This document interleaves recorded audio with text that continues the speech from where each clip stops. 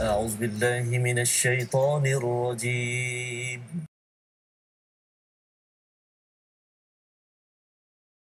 أعوذ بالله من الشيطان الرجيم. بسم الله الرحمن الرحيم.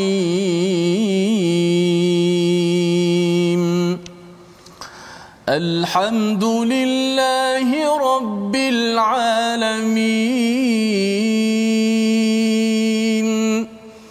الرحمن الرحيم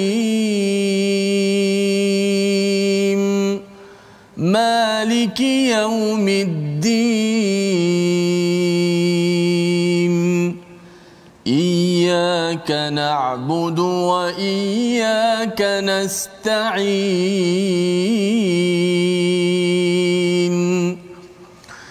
اهدنا الصراط المستقيم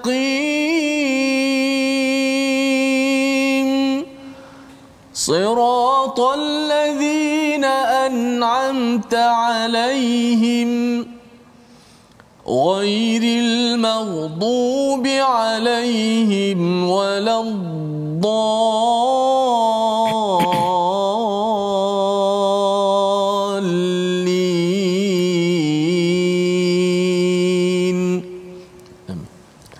Assalamualaikum warahmatullahi wabarakatuh. Alhamdulillah wassalatu wassalamu ala Rasulillah wa ala alihi wa man walah. Syada la ilaha illallah, syada anna Muhammadan abduhu wa rasuluhu. Allahumma salli ala sayidina Muhammad wa ala alihi wa sahbihi ajma'in.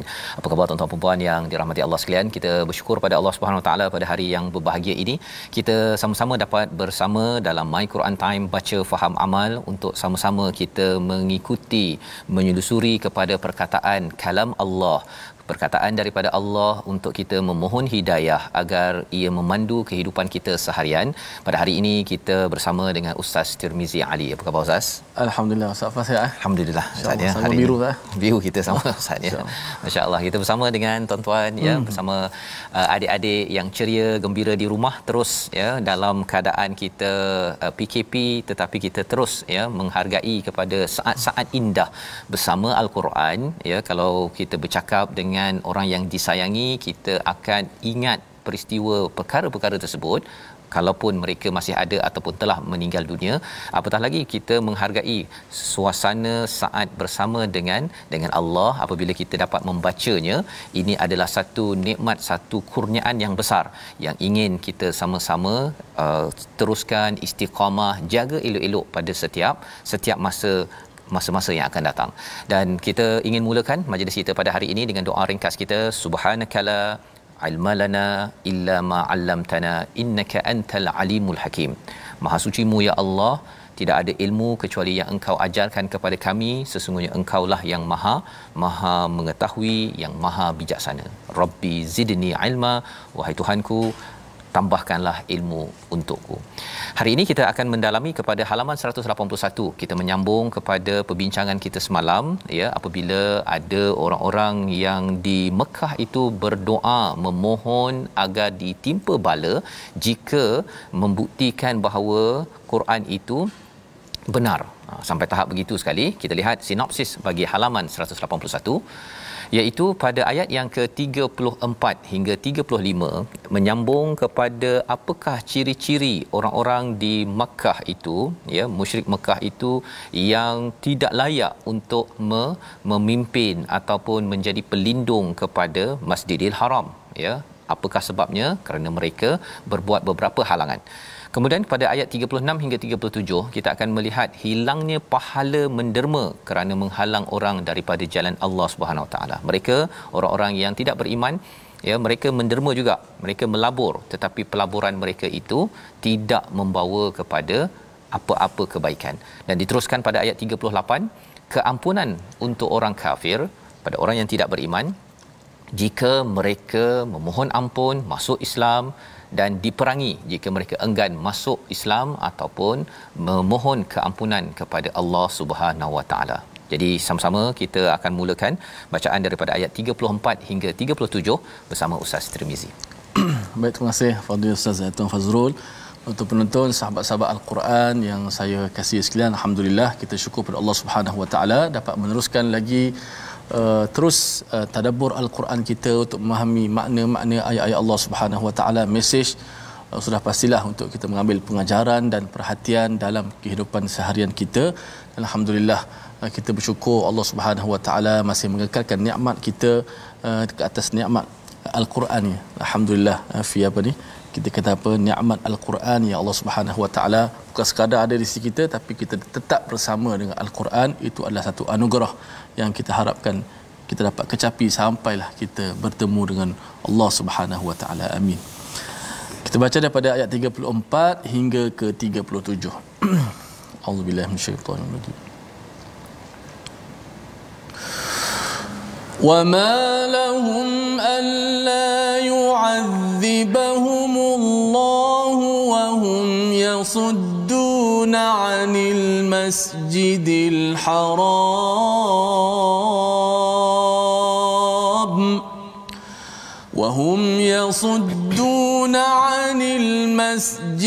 الْحَرَامِ وَمَا كَانُوا أَوْلِيَاءَهُ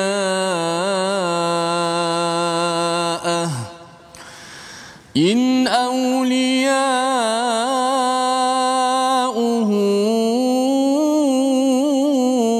إِلَّا الْمُتَّقُونَ وَلَكِنَّ أَكْثَرَهُمْ لَا يَعْلَمُونَ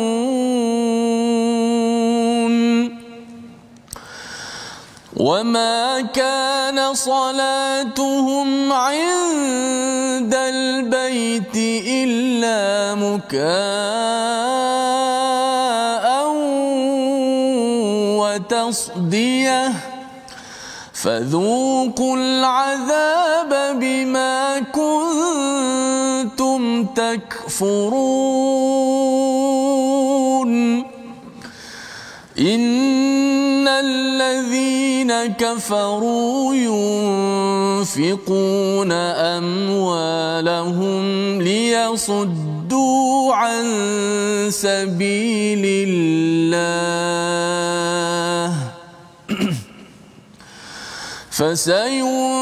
فسينفقونها ثم تكون عليهم حسرة ثم يغلبون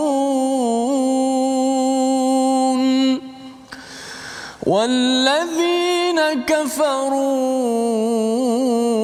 إلى جهنم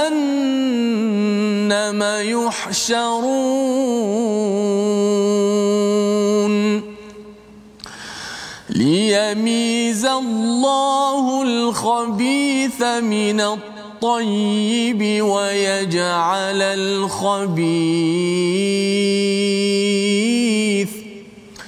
ويجعل الخبيث بعضه على بعض فيركمه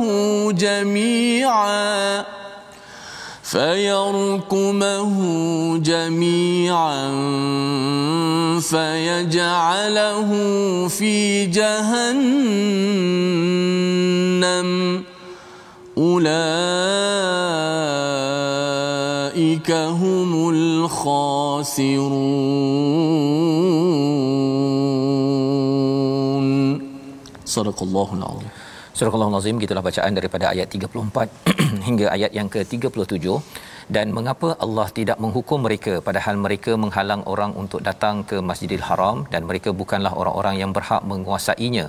Orang yang berhak menguasainya hanyalah orang yang bertakwa, tetapi kebanyakan daripada mereka tidak mengetahui. Jadi ini adalah sambungan daripada perbincangan semalam apabila orang-orang di Mekah itu memohon kepada Allah, kalau katakan ini yang disampaikan pada ayat yang ke-32 ya. Dan ketika mereka berkata, ya Allah, jika Quran ini benar daripada Engkau, maka hujanilah kami dengan batu daripada langit ya. Sepatutnya kalau dah tahu betul ustaz ya, sepatutnya serahlah diri kan. Ini dia siap lagi mencabar kepada Allah SWT untuk diberikan azab. Kerana apa? Tak nak sangat mereka ini beriman kepada Al-Quran. Pasal iman pada Al-Quran ustaz, maksudnya ialah beriman pada Rasul. Beriman pada Rasul, melantik Nabi sebagai pemimpin, melantik Nabi jadi pemimpin. Mereka ni adalah orang bawah daripada Nabi. So dia ada kaitan dengan kuasa, ada kaitan dengan bisnes ustaz. Bisnes. Bisnes. Pasal bisnes berhala banyak duit dapat. Kan, bisnes arak banyak duit dapat kan. Kalau kita bercakap tentang negara kita kan, dia ada kaitan dengan arak ke bisnes-bisnes tertentu itu, dia ada memberi kesan kepada orang-orang tertentu. Dan kalau katakan kami hancurkan ya, bila kami beriman pada al-Quran, beriman kepada Rasul, kena ikut undang-undang yang ada, habislah mata pencarian kami. Ini adalah concern ataupun keprihatinan mereka yang musyrik, yang sombong kepada Allah Subhanahu Wa Taala.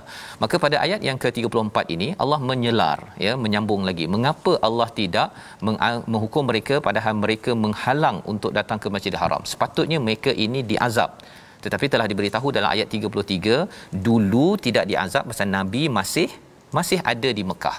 Tetapi bila Nabi sudah berada di Madinah, ini surah Al-Anfal, surah di Madinah Ustaz, tuan-tuan sekalian ya. Jadi kesannya ialah bersedia. Dia lebih kurang kalau sepatutnya dah kena azab awal-awal lagi, tapi Nabi masih ada.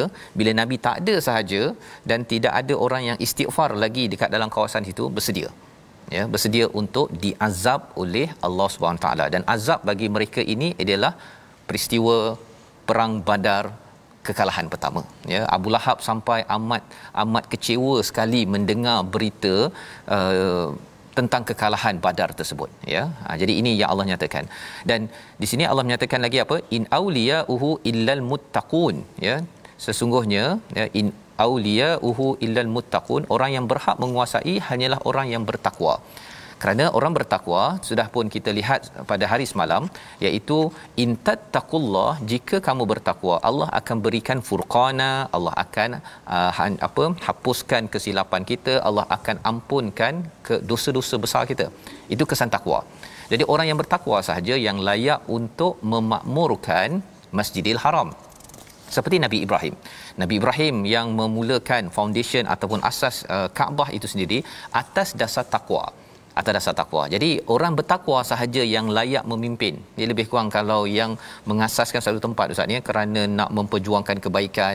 Sekali ada orang lain tak puas hati, dia pergi kawal tempat tersebut, dia nak buat keburukan. Sudah tentu tidak layak. Ya, itu kalau kita fikir betul-betul pun tak sesuai ya. Kalau negara ini diperjuangkan oleh pejuang kebaikan, tiba-tiba ada orang luar nak bawa kepada perkara keburukan contohnya, itu kita tidak akan dapat terima. Walakin na aktsarahum la ya'lamun, tetapi mereka tidak mengetahui. Tidak tahu apa? Tidak tahu apa itu takwa. Tidak tahu siapa yang sepatutnya memimpin.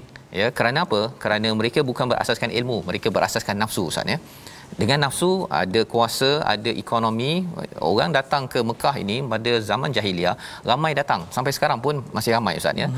Kesannya apa? Hotel kalau sekarang, kalau Ustaz pergi sana pun kan, dia waktu haji sahaja je buka. Betul. Sepanjang tahun tutup. Nak menceritakan model bisnes dekat Mekah ini adalah amat apa istilahnya, mewah sebenarnya. Amat mewah. Kerana apa? Kerana ia adalah tempat spiritual. Jadi apabila orang-orang yang ada tidak menggunakan ilmu ini, dia menggunakan peluang untuk mengawal tempat ekonomi dan tempat kuasa tersebut. Wa makana salatuhum, ya, Allah menyelar lagi, Allah mengkritik lagi, tidaklah keadaan solat mereka solat tetapi indal baiti illa muka'an wa tasdiyah. Apa maksud muka'a? Iaitu dia suka bersiul Ustaz. Bersiul dan juga bertepuk tangan. Daripada sini membawa kepada perbincangan ulama bahawa apa-apa ibadah solat yang ataupun zikir yang dikaitkan dengan siul ataupun alat muzik yang berbunyi, yang bertiup, tidak dibenarkan.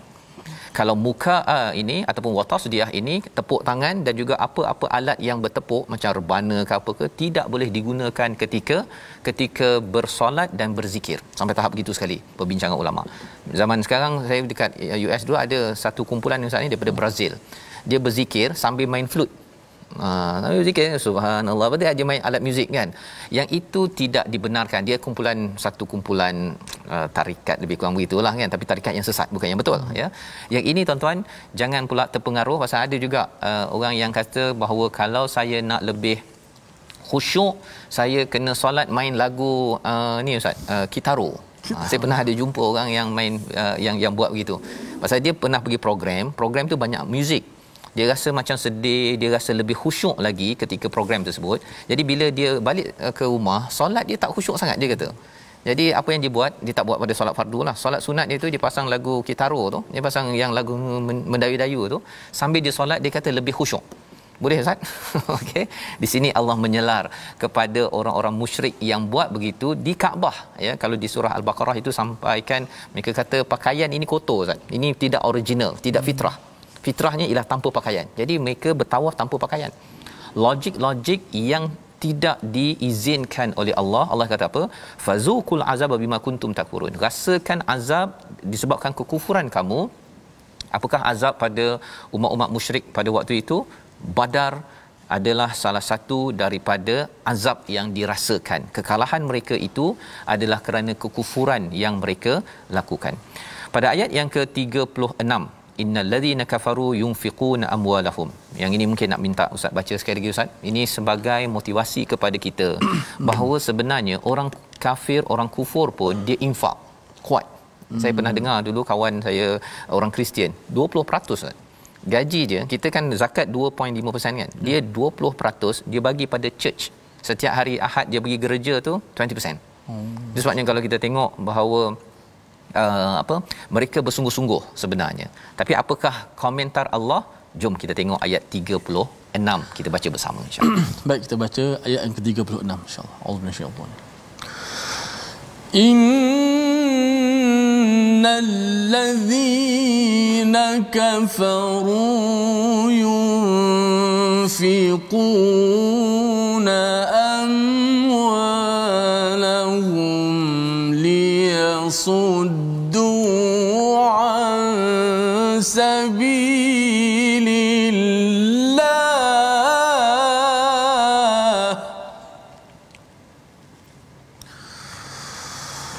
fasayunfiqunaha thumma takunu alaihim hasratan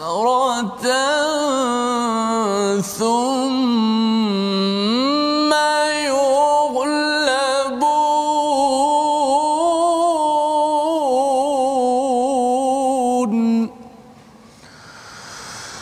والذين كفروا إلى جهنم يحشرون صدق الله العظيم. Surah Al-Azim pada ayat 36 ini sambung daripada ayat 35 tentang psikologi mengikut nafsu Ustaz ya. Beribadah ikut nafsu dengan bersiul dan bertepuk tangan. Ya. Dan apakah extensionnya, iaitu pakai alat muzik. Sampai sekarang ni kalau kita tengok di gereja ada band Ustaz. Ya, untuk menarik perhatian anak muda, anak tua pun suka kalau dapat nyanyi ya, dengan band apa sebagainya, boleh karaoke di gereja. Pasal apa? Mereka kreatif untuk menarik anak muda. Dalam Islam kita tak boleh begitu Ustaz ya. Malah sebenarnya Al-Quran yang dibacakan adalah sebagai satu hiburan yang tersendiri. Ya, sehingga kan ada perbincangan ulama, kalau orang suka kepada Al-Quran, dia lagu-lagu ini Ustaz ya, dia dah tak berapa minat sangat dah. Dia rasa macam serabut. Ya, dan saya pernah mengkaji sikit bila ambil audio Ustaz contohnya ya, letak dalam satu software kaji tentang bunyi dia, wave-nya itu lebih padu dan lebih menenangkan berbanding dengan kalau kita ambil lagu yang ada muzik macam-macam tu. Saya pernah ambil lagu heavy metal Ustaz ya. Tengok dia punya wave dia tu, dia tak berapa stabil. Ya, dan itu sebabnya mengapa makhraj huruf kalau kita belajar dalam tajwid sebagainya, ia memberi kesan kepada ketenangan hati. Kita ada pemala hati kita ni, dia punya dia punya constant dia tu, agar kita tak boleh terlampau begitu sangat. Dia kena begitu sahaja. Itu cukup untuk menyebabkan kita dapat tenang, tetapi ia juga menyebabkan kita semangat. Pasal ada orang kata kalau nak dengar, nak jadi semangat Ustaz ya, kena dengar muzik yang begitu baru bersemangat kan. Tapi Allah lebih mengetahui bacaan Al-Quran dengan taranum yang bagus, dengan bacaan yang bagus ini cukup menggetarkan, boleh menyebabkan orang itu bersemangat, boleh menyebabkan orang itu sedih, boleh menyebabkan sesuatu perkara yang baik berlaku. Maka dalam ayat yang ke-36 ini, sesungguhnya orang yang kafir mendermakan harta mereka untuk menghalang daripada jalan Allah. Ini yang kita boleh belajar bahawa kalau kita beriman, tuan-tuan sekalian, kita ada sahaja orang yang nak membawa kepada menaikkan nama Allah ataupun kalam Allah, kita akan infak. Kita akan hulurkan. Malah Allah cakap apa? Fasayunfiqunaha. Bukan sekadar mereka infak, tapi mereka pasti akan menginfakkan lagi dan lagi. Ya, pasal dia bukan sekali saja tapi terus. Fasayunfiqunaha ini maksudnya ialah dia akan menderma lagi dan lagi secara konsisten. Thumma takunu alaihim hasratan. Tetapi apa yang berlaku? 3 perkara. Yang pertama, mereka menyesal. Misalnya mereka derma menyesal. Dia tak rasa seperti tuan-tuan derma dalam tabung gerakan ke, derma kepada anak yatim ke, dia akan rasa ketenangan. Ya, bukan ke penyesalan. Yang pertama. Yang kedua, thumma yu'labun, mereka yang kufur, bila mereka menderma, mereka akan dikalahkan. Tapi kalau kita menderma, maksudnya tak menang lagi pun, tapi Allah akan menangkan. Ya. Kalau tuan-tuan menderma contohnya ke masjid, contohnya masjid belum terbina lagi, tapi Allah dah bagi dah, pahala dah awal-awal dah dapat. Ya. Dan yang ketiganya apa? Walladzina kafaru ila jahannama yuhsyarun, iaitu orang kafir itu dia derma, dia akan dihalau bersama dengan apa? Dengan batu-batu yang ada dalam neraka. Kan? Rugi. Dahlah dia cari duit tetapi digunakan untuk menghalang daripada kebenaran. Kesan psikologinya pun tidak positif. Membawa kepada perkataan pilihan kita pada hari ini, sama-sama kita saksikan. Ghalaba maksudnya mengalahkan, 31 kali disebut di dalam Al-Quran, dan ini adalah kesan kedua bagi orang yang infak kepada menghalang jalan Allah. Mesej kepada kita, kita tak boleh duduk diam, kita perlu gunakan apa-apa sahaja rezeki yang Allah beri kepada kita untuk menuju kepada kemenangan daripada Allah Subhanahu Wa Taala. Jadi inilah perkataan pilihan kita pada hari ini, yang moga-moga daripada ayat 36 ini kita dapat pelajaran infak adalah tanda selepas ayat 35 itu kita tidak suka bersiul dan juga tidak suka bertepuk tampar ataupun bermuzik banyak sangat dalam hidup. Dengan Quran, semangat untuk memperjuangkan Quran akan makin meningkat, akhirnya infak kita makin bertambah. Itu impact daripada Al-Quran. Kita berehat sebentar, kita kembali semula dalam My Quran Time, baca, faham, amal, insya-Allah.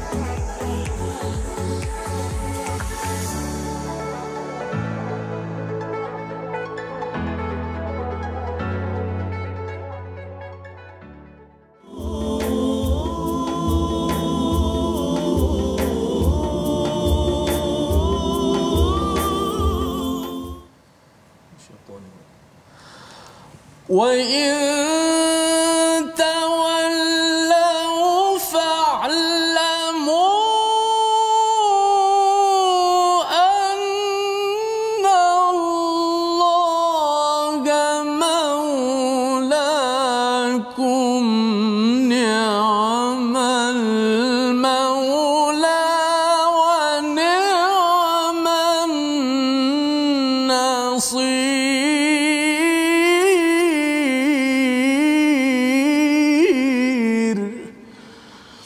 Dan jika mereka berpaling, maka ketahuilah Allah Subhanahu Wa Taala lah adalah pelindung kamu, dan dialah sebaik-baik pelindung dan juga sebaik-baik penolong. Ni'mal maula wa ni'man nasir. Inilah ayat yang terakhir pada juzuk yang ke-9 yang kita bicarakan. Insya-Allah pastinya akan terus memasakkan dalam hati-hati kita semua bahawa Allah Subhanahu Wa Taala lah sebaik-baik pelindung kepada kita semua.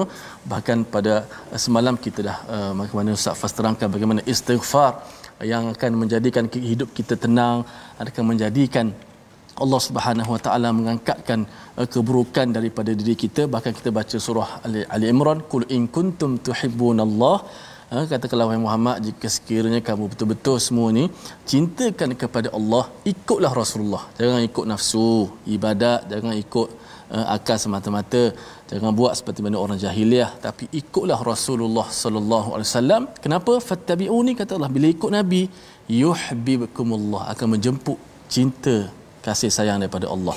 Dan apa yang hebat, wa yaghfir lakum, Allah Taala akan ampunkan zunubakum, itu dosa-dosa kita. Banyakkan istighfar, mudah-mudahan ia menjemput cinta daripada Allah Subhanahu Wa Taala. Alhamdulillah, terima kasih kepada semua sahabat-sahabat yang terus istiqamah dalam My Quran Time. Ada yang baca komen sikitlah Ustaz Fazal. Ya, silakan. Intan salihah, mudah-mudahan salihah insya-Allah. Barakallahu fiik. Sangat betul apa yang Ustaz Faz sebut tadi, bila dengar lagu muzik rasa dah tawar dah sekarang Ustaz. Rasa tawar sekadar dengar gitu je lah. Memang tak boleh lawan dengan bacaan Al-Quran. Setiap pada My Quran Time. Maknanya bacaan Al-Quran tu, kalau kita kata lawan dia adalah muzik-muzik. Baca Al-Quran akan cerah hati kita, akan tenang. Tapi dengan muzik, silap gaya, kita akan dilalaikan Ustaz. Betul. Dan sebenarnya bila Ustaz dalam My Quran Time ini ya, sebelum ni adalah dengar ustaz-ustaz membaca secara taranum kan. Kalau dulu saya suka pasang kaset, dulu waktu kaset tu kan, okey, apa, Ustaz Ismail Hashim kan. Saya dengar sampai dengar tu je menghafal kan. Tapi lepas tu macam mana lagi nak cari lebih banyak lagi kan, pasal bacaan yang berlagu taranum ini mungkin kalau nak cari daripada imam Masjidil Haram ke, itu bacaan dalam solat kan, mereka taklah baca dengan mujawad apa sebagainya. Tapi bila dah ada di My Quran Time ini ya, rupanya ramai di Malaysia ni yang boleh membaca Al-Quran dengan lagu, dengan tarnum yang baik. Itu sudah cukup menghiburkan Ustaz ya. Jadi penting sebenarnya kita sedar mengasingkan, jangan terlampau bergantung pada muzik sebenarnya kan. Baik. Terima kasih penonton sekalian. Kita nak belajar sikit tajwid pada hari ini. Kita dah berada pada huruf yang ke-12 daripada 15 huruf-huruf ikhfa. Hari ini kita akan belajar huruf ikhfa, iaitu pada nun mati ataupun tanwin bertemu dengan huruf dha. Huruf dha, yang mana huruf dha ni berada makhraj kat mana huruf dha? Hujung lidah di bawah gigi kacip atas. Hujung lidah di bawah gigi kacip atas. Itu satu makhraj, satu tempat lahir. Dengan za dan juga tha. Tha, za, dha. Cuma dha beza dia dah tebal, huruf yang tafkhim, huruf yang bersifat dengan tebal bila sebut dha, tak boleh sebut za. Okey, contoh terus pada nun bertemu dengan dha pada satu kalimah, mudha, mudharun, mudharun, man zalam, man zalam. Dan pada contoh tanwin, quran zahirah, quran zahirah. Dan kita kena maklum, ambil perhatian bahawa ikhfa nun pada dha ini, dia bunyi dia ada tebal sedikit, bunyi tafkhim tebal pada gunnah. Kerana apa? Kerana nun berjumpa dengan huruf ikhfa iaitu dha, yang mana huruf dha itu adalah huruf yang bersifat dengan isti'la atau bersifat dengan tebal. Maka perhatiannya kita tebalkan bunyi gunnah itu. Seperti mana kita baca man zalam, jangan baca man zalam. Dia tak masuk, dia tidak match ataupun sesuai dengan huruf yang dha tu bersifat dengan tinggi ataupun huruf yang tebal. Baik, selamat kita mencuba. Dah 12 huruf dah, ada lagi baki 3 huruf melengkapkan 15 huruf ikhfa. Terima kasih ucapkan pada Ustaz Tirmizi. Kita membaca ataupun kita belajar tajwid ikhfa hakiki kita, dan kita ingin teruskan. Tadi kita dah baca sehingga ayat yang ke-37, agar Allah memisahkan yang buruk daripada yang baik dan menjadikan golongan yang buruk itu sebahagiannya di atas yang lain, lalu kesemuanya ditimbunkannya, dimasukkan ke dalam neraka. Jadi yang kita baca daripada ayat 37 ni Ustaz ya, menceritakan tentang bahawa sebenarnya liyamizallah ini, Allah memisahkan tamyiz ya. Tamyiz, kalau orang cakap tentang anak yang tamyiz ya, yang boleh memisahkan yang baik dengan yang buruk. Di sini Allah kata bahawa Allah nak memisahkan baik dan buruk ini. Satu di atas dunia ini ialah orang beriman dengan orang yang tidak beriman. dan berlakunya peperangan ya dalam Badar itu adalah untuk tamyiz ya, orang yang beriman, orang yang munafik dengan orang yang kufur kepada Allah Subhanahu Wa Taala. Dan tujuan ini Allah nyatakan wa yaj'alal khabitha ba'dahu 'ala ba'din ya, di mana orang yang buruk ini akan dikumpulkan bersama-sama, fayarkumahu. Apa maksud fayarkumahu ini? Ditimbun ataupun disusun bertingkat-tingkat ustaz ya. Sebabnya bila perang pada waktu itu baru jelas siapa yang kufur, siapa yang beriman. Ya, dalam keadaan kita hidup selesa ini, kadang-kadang orang ni cakap begini, orang ni kadang-kadang komitmen itu ini apa sebagainya. Tetapi bila sampai pada tahap peperangan ya, walaupun Islam bukanlah agama peperangan, tetapi bila perlu melindungi diri, akan terserlah siapa yang betul-betul committed kepada iman ataupun yang committed kepada kekufuran. Maka di sini Allah kata fayarkumahu jami'a ya, di dunia ini akan disusun bertingkat-tingkat ya, bersama-sama untuk orang yang tak baik ini, sampai di akhirat nanti apakah yang berlaku pada mereka? Fayaj'alahu fi jahannam ulaika humul khasirun. Disusun ataupun dijadikan mereka dalam neraka Jahannam ya, sebagai satu ustaz ya. Di sini Allah menggunakan perkataan fayaj'alahu. Hu itu merujuk satu. Ramai-ramai itu pun Allah kira satu kerana apa? Kerana keburukan ini adalah satu dan kebaikan juga adalah satu. Maksudnya kita beriman kepada tauhid pada Allah SWT. Itu sebabnya orang yang beriman dia tidak mungkin berbalah-balah. Kalau berbalah pun akhirnya kalau ittaqullah kan, ataupun sallu ala nabi, khalas kan, dia akan terus saja mengendurkan hatinya dan terus beriman kepada ayat-ayat Allah Subhanahu Wa Taala. Jadi Allah menyatakan di sini ulaika humul khasirun, mereka itu orang yang rugi. Mengapa ayat ini muncul? Salah satunya ialah untuk memberi semangat kepada orang-orang yang beriman. Kita kena ingat tuan-tuan ya, ustaz ya, ini adalah 40 ayat terawal. 40 ayat terawal ini adalah lecture daripada Allah kepada sahabat sebelum nak cakap pasal Anfal. Nanti kita pergi kepada ayat 41 besok, kita akan tengok rupanya ada 1/5 untuk Allah dan Rasul, yang lainnya untuk pejuang kepada sahabat-sahabat. Tapi sebelum nak sampai ke situ, 40 ayat ini Allah beritahu bahawa sebenarnya Allah nak asingkan kamu ni kan, kamu ni orang baik kan. Kalau ayah cakap pada anak kan, kamu ni baik kan, abah tak nak kamu ni jadi pelahap, makan semua contohnya kan. Jadi kena lecture dulu, kena nasihat dulu, kemudian baru Allah bagi jawapan pada ayat 41. InsyaAllah kita tengok esok. Jadi kita nak sambung apa lagi yang disampaikan sebelum kita dibekalkan jawapan berapa komisen, berapakah ganjaran kepada sahabat, ayat 38 sehingga ayat ke-40. Sama-sama ustaz. Baik, kita teruskan 3 ayat terakhir, ayat 38 hingga yang 40, akhir surah akhir juzuk yang ke-9. Esok masuk juzuk ke-10. A'udzubillahi minasyaitanir rajim. قل للذين كفروا إن ينتهوا يغفر لهم ما قد سلف وإن يعودوا فقد مضت سنة الأولين وقاتلوهم حتى لا تكون فتنة ويكون الدين كله لله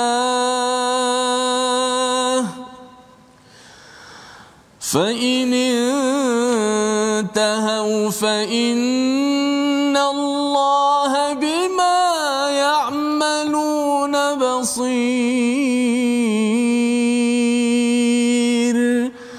وإن تولوا فاعلموا أن الله مولاكم نعم المولى ونعم النصير صدق الله العظيم. Surah Al-Azim, gitulah ayat 38 hingga 40 ya, sebagai 3 ayat terakhir daripada juzuk yang ke-9 sebelum kita masuk kepada juzuk yang ke-10 apabila Allah menerangkan tentang apakah bahagian kepada sahabat, dan Allah mengingatkan ya betapa pentingnya penyerahan diri kepada Allah ketika berjuang ya, mengikut kepada panduan Allah. Itu kita akan bincangkan esok insya-Allah. Ayat 38 Allah menyatakan, katakanlah kepada orang-orang yang kafir ya, jika mereka berhenti daripada kekafirannya, nescaya Allah akan mengampuni dosa-dosa mereka yang lalu ya. Dan jika mereka kembali lagi memerangi Nabi, sesungguhnya berlakulah sunnah terhadap orang terdahulu yang dibinasakan. Jadi ini adalah ayat apa istilahnya Ustaz ni, disclaimer. Ya, disclaimer. Nabi 13 tahun di Mekah itu terus menyampaikan dengan penuh kasih sayang, tapi dibalas dengan apa? Dibalas dengan usus unta Ustaz. Dibalas dengan kata apa? Kata bomoh lah, dukun lah, ahli sihir, penipu, macam-macam ya. Itu respon daripada orang-orang di Mekah 13 tahun. Bila Nabi sampai ke Madinah ya, apakah yang berlaku? Nabi terus membina, terus mengingatkan dengan perkara kebaikan ini, dan apa yang berlaku ialah dalam ayat ini, jika mereka berhenti ya, mereka yang ganas-ganas yang tak nak respon baik ini, kalau berhenti Allah akan ampunkan segala-galanya ya. Mesej ini jugalah kepada semua umat Islam ya. Kalau kita ada buat silap misalnya, Allah boleh hapuskan segala kesilapan sebagaimana kita belajar semalam bila kita bertakwa. Tetapi jika mereka memerangi Nabi semula, sesungguhnya berlaku kepada mereka sunnah ya. Apa istilahnya? Faqad madat sunnatul awwalin ya, iaitu apa? Sunnah, peraturan yang berlaku kepada orang-orang terdahulu. Apa yang telah kita belajar dalam surah Al-A'raf, kita sudah belajar macam-macam. Firaun awalnya dikenakan azab kecil 5 jenis ya, dari segi kataknya, darahnya, macam-macam. Tetapi akhirnya bila mereka tidak menyerah kepada Allah Subhanahu Wa Taala, datang azab besar, lemas di lautan. Kaum Ad, kaum Thamud contohnya ya, semua itu adalah madat, telah berlaku sunnatul awwalin. Maka ini juga yang akan berlaku kepada siapa? Kepada musyrik Mekah, kepada orang-orang tidak beriman. Bila mereka menghalau Nabi, mereka ini nak bunuh Nabi, mereka nak menahan embargo kepada Nabi di Mekah itu, maka azab akan sampai. Dan inilah yang menjadi sebagai review kepada sahabat. Sahabat bila mereka fikir-fikir macam ni Ustaz ya, ini katakan ini ceramah daripada ayah kan. Kamu dulu sebenarnya kamu sepatutnya tak berjaya, tapi akhirnya kamu berjaya kan. Orang-orang lama dulu banyak yang tak berjaya kan. Jadi bila diingatkan perkara tersebut, anak tersebut berbanding dengan dia nak pergi ambil keknya semua sekali, dia pun rasa okeylah abah, kita sepatutnya menghargai, lebih kurang gitulah Ustaz ya. Ini respon daripada sahabat, maksudnya mereka akan menghargai bahawa kemenangan Badar itu sendiri ialah kemenangan yang dipimpin oleh Allah, dan ia adalah sebagai satu sunnatullah. Sunnatullah, orang yang beriman mengalahkan kepada orang yang tidak beriman dengan bantuan Allah Subhanahu Wa Taala. Jadi pada ayat yang ke-39, waqatiluhum hatta la takuna fitnatun wa yakunud din kulluhu lillah. Ayat inilah antara ayat yang banyak dikot, yang diambil oleh orang barat dulu Ustaz ya, ketika peristiwa September 11, saya di luar sana dulu, dia akan baca ayat inilah. Dia kata apa? Perangilah mereka itu sehingga tidak ada lagi fitnah, dan agama hanya pada Allah semata-mata. Jika mereka berhenti daripada kekafiran, maka sesungguhnya Allah Maha melihat apa yang mereka lakukan. Jadi mereka kata bahawa ini maksudnya kena bunuh kalau bukan Islam. Mereka faham begitu kan. Jadi dia tanyalah kepada saya. Waktu tu saya pun tak baca ayat ni sangat. Nak jawab susah Ustaz. Susah nak menjawab. Tapi bila kita tadabbur betul-betul, ini adalah ayat bila bercakap tentang terus berjuang ya dalam hidup ini, terus berperang sampai tidak ada fitnah, syirik dan kekacauan berlaku, dan semuanya adalah untuk Allah SWT. Ceritanya apa? Adakah kita kena paksa orang masuk Islam? Tidak. Tapi maksudnya apa? Jangan sampai orang yang bukan Islam dia mengacau dan memaksa orang Islam untuk masuk ataupun keluar daripada agama, ataupun dia nak bunuh ataupun nak halau orang beriman daripada melakukan apa yang diperintahkan dalam Islam. Ya, maksudnya kebebasan agama itu menyebabkan boleh ada okey, Tapi kalau mereka paksa, bunuh dan sebagainya, maka Allah menyatakan terus ada semangat berjuang. Terus kena ada semangat berperang itu. Kerana apa? Kita tidak boleh duduk diam. Seperti mana sebelum ni Ustaz, kalau cakap tentang rumah kena serang, si ayah tengok je si pencuri tu, dia pukul si anak dia, ambil emas ke, ambil kereta Alphard ke apa sebagainya, ambil kan. Dia duduk je. Itu namanya apa? Namanya ialah pengecut kan. Jadi orang Islam tidak boleh begitu, orang beriman. Inilah maksudnya fa innallaha bima ya'maluna basir. Allah observe. Allah sentiasa CCTV kepada orang yang sedang menghancurkan agama Allah, dan Allah juga perhatikan kita. Kita buat apa? Kita betul-betul bersungguh ke ataupun duduk diam semata-mata. Dan kalau kita yakin tak yakin, Allah memberi motivasi pada ayat akhir juz yang ke-9 ini. Sekali lagi Ustaz, kita baca ayat yang amat powerful untuk kita ingat pada setiap masa ketika berjuang dalam hidup seharian. Auzubillahi minasyaitanir wa in tawallaw fa'lamu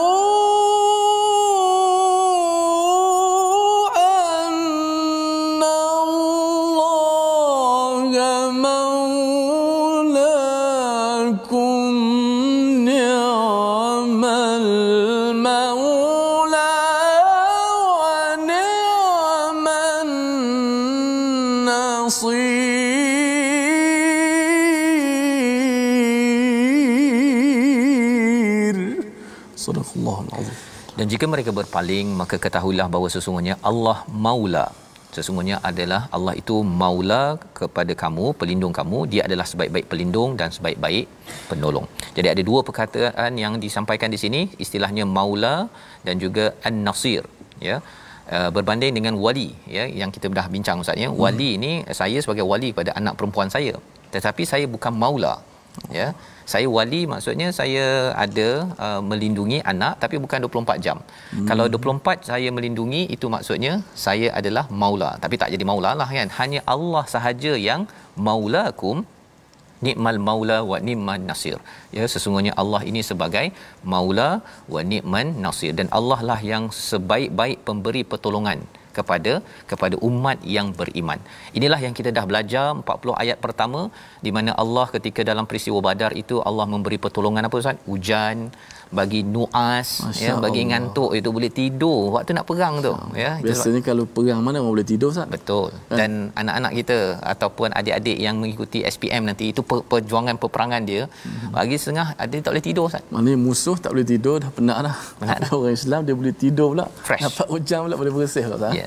Jadi pada adik-adik yang akan berjuang di medan SPM nanti, ya. Jadi sama juga, kadang-kadang ada yang tak boleh tidur, tapi kita doakan dapat nuas amanatan minhu, ya, sehingga kan boleh tidur dengan baik, fresh untuk exam. Itu adalah anugerah daripada Allah. Jangan lupa, ya, jangan lupa tunaikan solat elok-elok, baca Quran elok-elok, dan ibu ayah boleh ingatkan pada anak, pada rakan-rakan bahawa sebenarnya ini adalah satu nikmat yang amat besar. Jadi ini adalah sebahagian daripada kandungan daripada halaman 181. Sama-sama kita saksikan gambaran keseluruhan komik di atas skrin.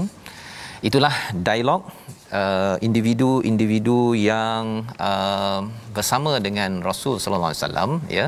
Mereka memberi komentar tentang rutin yang berada di Masjidil Haram.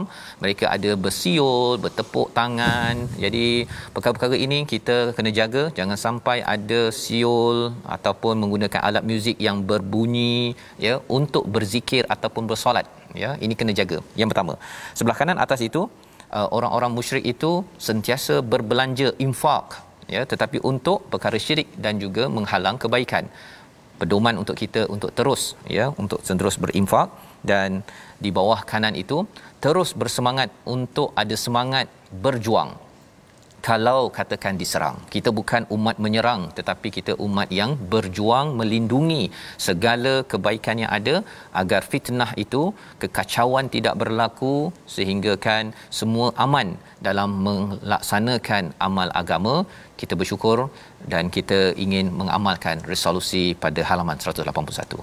Resolusi pertama, membanyakkan derma harta untuk menyokong perkara kebaikan. Tuan-tuan boleh memilih mencari perjuangan fi sabilillah yang ada, sokong, jangan tertinggal daripada menyokong. Yang kedua, mendapatkan keampunan Allah dengan berhenti dari terlibat dengan projek menghalang kebaikan.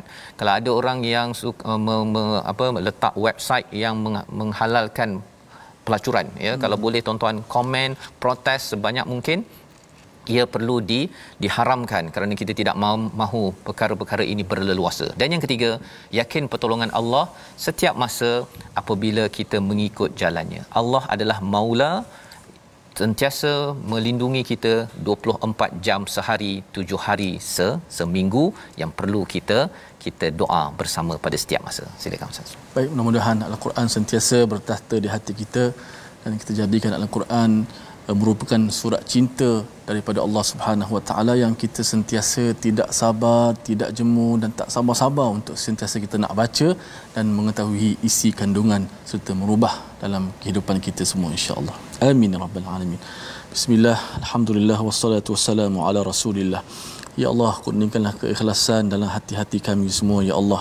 Terimakanlah akan amalan-amalan kami, ya Allah, percakapan kami, kata-kata kami dan perbuatan kami, ya Allah. Kekuatan kepada kami, ya Allah, untuk sentiasa mengikut sunnah Nabi kami sallallahu alaihi wasallam, ya Allah. Ya Allah, bila kekuatan kepada kami untuk sentiasa kami mengikut syariat Nabi kami, ya Allah. Berilah kekuatan kepada kami untuk kami sentiasa beribadah mengikut syariat sunnah Nabi kami sallallahu alaihi wasallam, ya Allah. Ya Allah, ampunkanlah kami di atas kejahilan kami ini, ya Allah. Ya Allah, jadikanlah Al-Quran yang kami baca dan tadabbur ini, ya Allah, masuk meresap dalam hati-hati kami serta mengubah kami semua, ya Allah. Ya Allah, kau tenangkanlah kami dengan ayat-ayat Al-Quran-Mu, ya Allah. Ya Allah, kau tenangkanlah kami semua, ya Allah, anak-anak kami dengan Al-Quran, ya Allah. Ya Allah, terapikanlah anak-anak kami, zuriat keturunan kami semua, sahabat-sahabat kami, ya Allah, dengan Al-Quran, ya Allah. Ya Allah, teguhkanlah iman kami, ya Allah, sehingga kami bertemu denganmu, ya Allah. Ya Allah, janganlah kau cabut nikmat yang sangat berharga dan mahal ini, ya Allah. Ya Allah, sesungguhnya kami sangat takut status iman kami, ya Allah, apabila kami bertemu denganmu, ya Allah. Oleh itu, ya Allah, kekalkanlah nikmat ini, ya Allah. Janganlah kau matikan kami, ya Allah, kecuali kau redha kepada kami, ya Allah. Dan jadilah kami di kalangan orang-orang Islam yang tunduk patuh kepadamu, ya Allah. Amin ya rabbal alamin. Amin ya rabbal alamin. Begitulah bacaan ataupun doa yang mohon moga Allah kabulkan doa kita sebentar tadi, tuan-tuan sekalian, dan kita ingin terus mengambil pelajaran daripada halaman 181 ini agar kita terus berinfak sebagai pengorbanan perjuangan kebaikan kita. Inilah yang kita ingin sebarkan kesedaran ini dalam tabung gerakan Al-Quran, satu platform tuan-tuan boleh menyumbang kerana kita yakin bahawa sumbangan tuan-tuan ini atas kebaikan akan memberi kesan ramai dan kita akan berjuang habis-habisan kerana kita mahu menjadi orang-orang yang menjadi mata rantai kepada perjuangan Nabi Muhammad sallallahu alaihi wasallam, menyampaikan mesej Quran, tilawah, baca, faham dan mengamalkan perkara yang ada di dalamnya. Inilah dari My Quran Time pada hari ini, halaman 181. Kita akan bertemu pada jam 5 petang, pada 10 malam, 6 pagi. Rancangan ini dibawakan oleh Mufas. Terus mendoakan tuan-tuan, terus berjuang, berinfak untuk fi sabilillah. My Quran Time, baca, faham, amal, insya-Allah.